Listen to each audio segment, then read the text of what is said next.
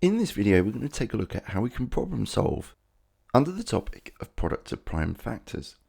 With a question on the left, 44 can be expressed as 2 squared times 11, but I need to write 132 as a product of primes.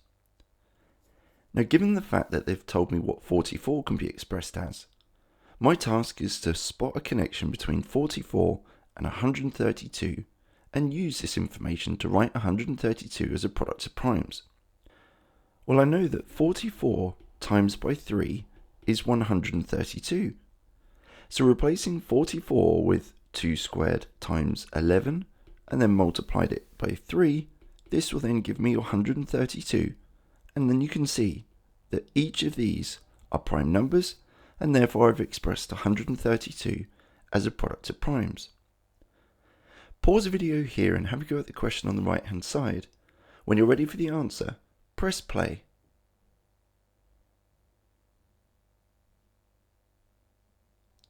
So I can use product of prime factors in order to answer the question on the right hand side.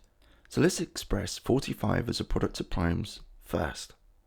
45 can be divided by 5 to give me 9.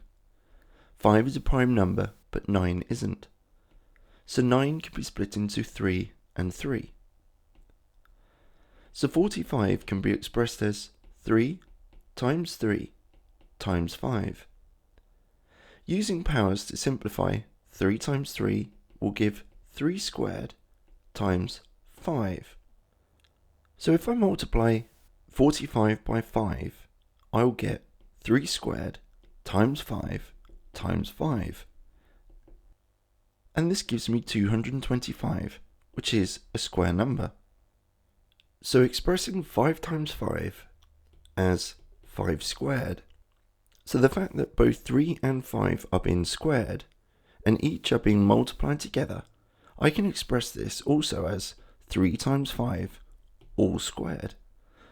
3 times 5 is 15, and this is being squared, and as you can see, would give a square number. So to answer the question of finding the smallest number that 45 could be multiplied to give a square number, the answer is 5.